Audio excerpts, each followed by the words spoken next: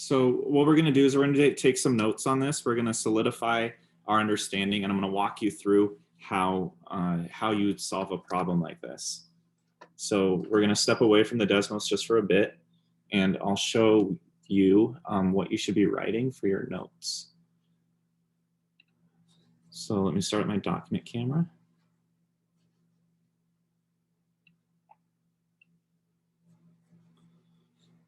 And I want to share my screen.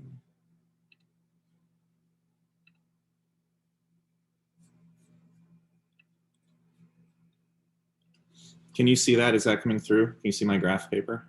Yep. Cool. Yeah. Let's title this Systems. That is what Chapter 6 is all about. It's about when you have more than one thing interacting, going together, and you're asking a question based on both of the things. So in our case, the planes.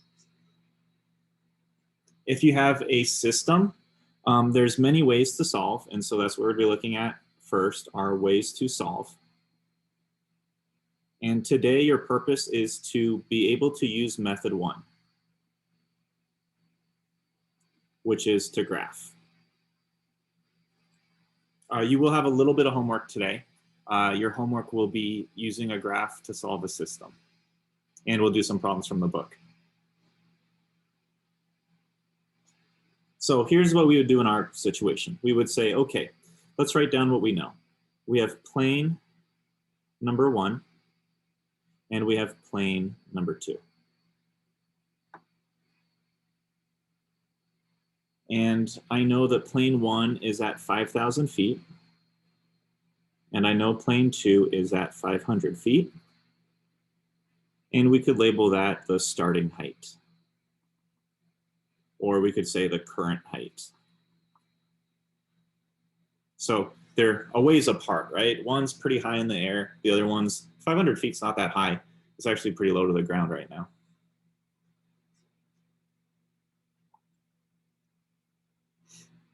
And then we also know that the altitude is changing. Plane number 1 is going down 4 feet per second. But since it's decreasing, since it's going down, we would say it's -4 feet per second. And plane 2 was going up 11 feet per second. And then, let's see, what do I want to call that? That's like how much things are changing. It's, you know what, let's call it the rate of change.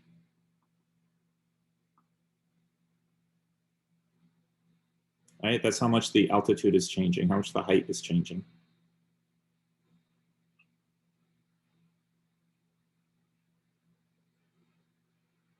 You might remember that's also what we call a slope. In an equation, a slope is a rate of change. So what I'm going to do is I'm actually going to create 2 equations for here, for this problem. And we have a slope and we have a starting height. Because we have this information, that lets me choose what kind of equation I want to do. I don't want to do standard form because I don't have, because I have a slope. Standard form doesn't use slope. I could use point slope, although I don't really have like a point. I kind of do with the starting height, but I think the equation that matches it better is a slope intercept because I know my beginning and I know my slope. So the beginning is my y-intercept. So my equation for plane 1 would be y equals, that's the way they always begin. Then I put my slope, -4, and then my variable x. And then on the end is my y-intercept, or my starting value, which is going to be 5,000.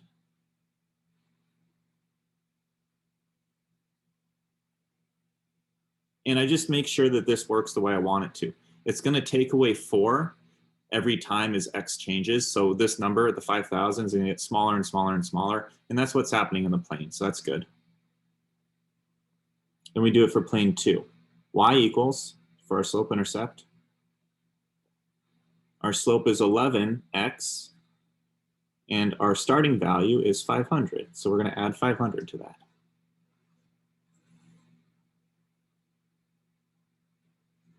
Now, you have to tell us what X and Y are. X is, Y is. In these equations I made, X is the time. And if I look at what we know that we're using seconds. So this is the time in seconds.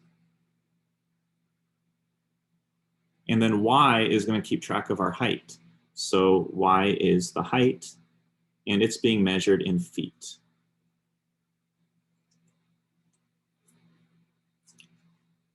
And so how did I come up with my equations? Well, I wrote down what I knew.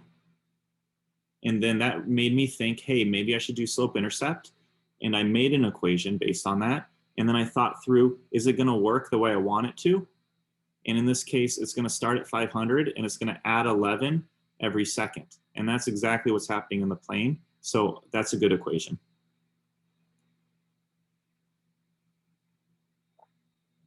Okay. Let me know if you have questions as I go along. This is new stuff for us today.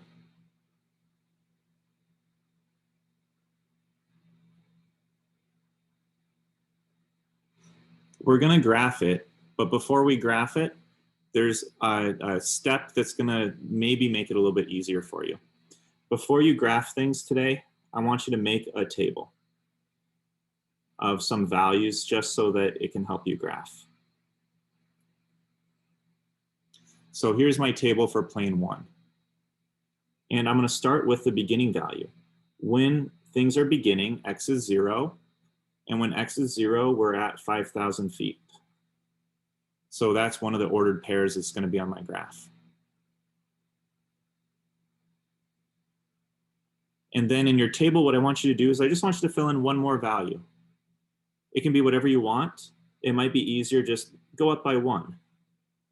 And this is where it's kind of like a function. I'm asking what happens when X is 1?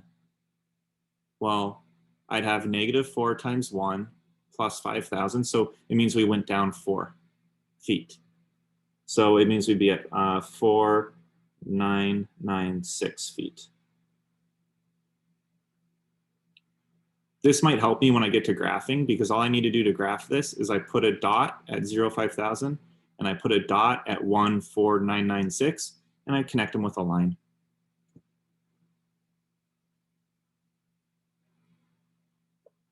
Let's do it again over here. Plane 2. X and Y. The first value is always the y-intercept. When X is 0, Y is 500.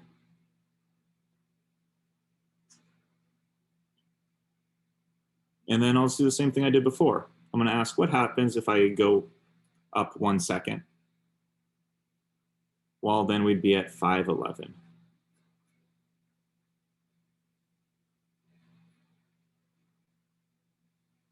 Questions, comments, concerns, wonderings?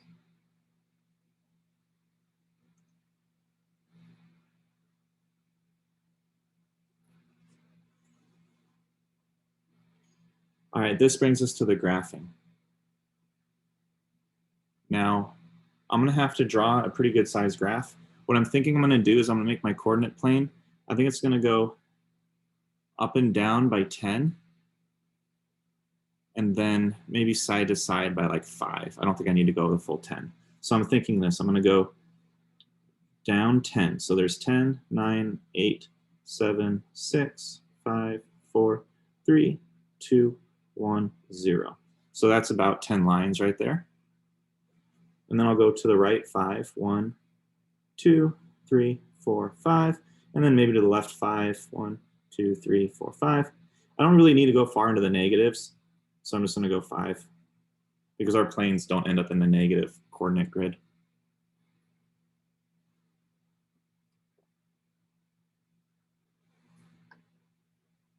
And what I need to do is I need to figure out how I can fit, this is where I did my table, where I can fit these values from my table on my graph. And I'm going to have to change my scale. This is one of the drawbacks to this method is you have to figure out what scale you're going to use for your graph. And you have to be really careful when you're drawing it. So this one's going to go all the way up to 5,000. So I'm thinking on my graph, I want 5,000 to be at the top up here. And that means halfway up would be 2,500. So 1, 2, 3, 4, 5. Right in the middle would be 2,500. And notice I'm writing my numbers on the left because when I graph it, my line is going to go off here to the right.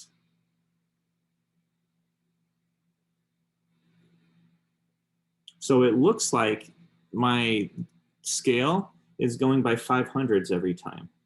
So 500, 1,000, 1,500, 2,000, 3,000, 3,500. Yep, there we go.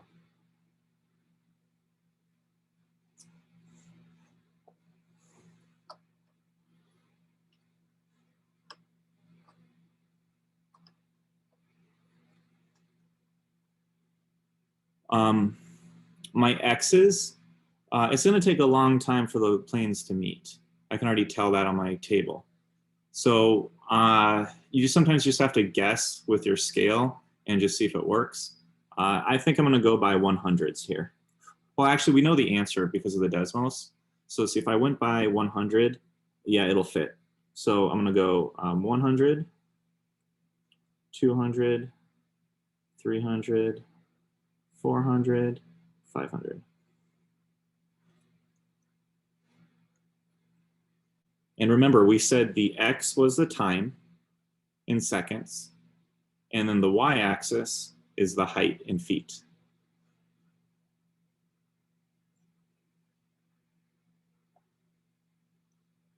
Now to graph it, all I need to do is just use my table. 0, 5,000 is 1 point, so that'd be right on the y-axis. My next point would be 1 and 4,996. That is going to be like impossible to graph. So you know what I'm going to do? I want to go out. Why don't I choose one of these other numbers instead? You know what? Why don't I choose 200? Let me put in a 200 for my x in my table. Where would I be in that equation if I was at 200? Well, let me see. I would go -4 times 200 plus 5,000. So this would be -800. So that would be, I think, 42, I think, 4,200 feet.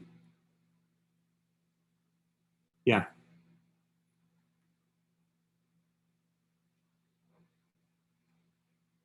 So if I graph that, that means at 200, I'm about right there.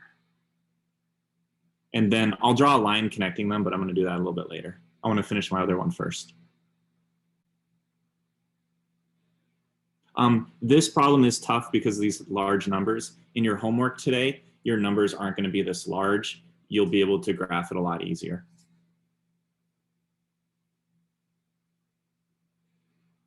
Okay, let's do the other one. 0, 500, that is down here. This is where the plane's starting at. And then again, I can't graph the 1, 5, 11 easily. So instead, let me try the 200 again. Just because I can graph 200 on the x. So let's see, in my equation, if x was 200, ooh, I think I want a calculator to help me with this one. I don't know where I put my calculator.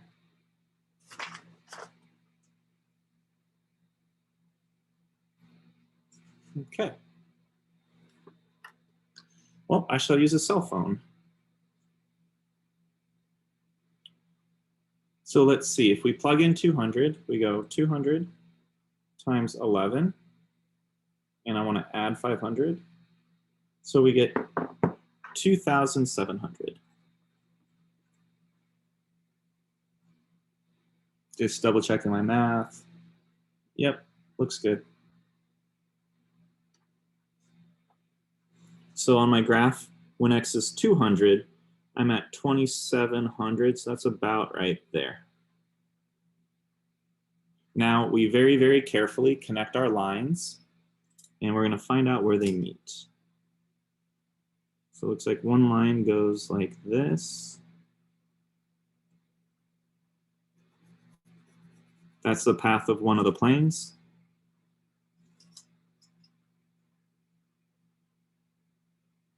So let's see this one.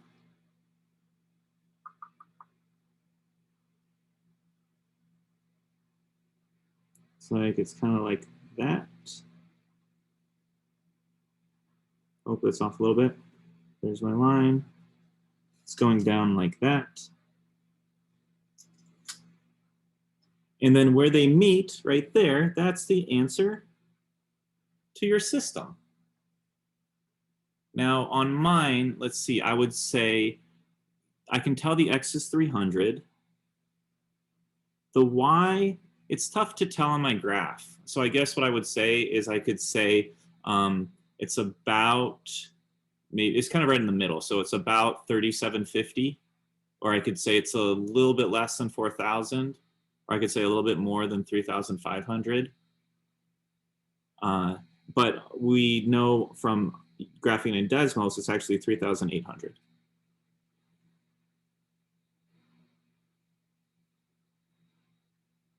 Now we have to answer our question. We actually really don't care what the height is. We don't need to know that number. What we cared about is when are they going to be at the same height? In that case, it's the 300. So I would say they are, that'd be the planes, they are at the same height after 300 seconds. Or some of you calculated that to be 5 minutes. Same thing.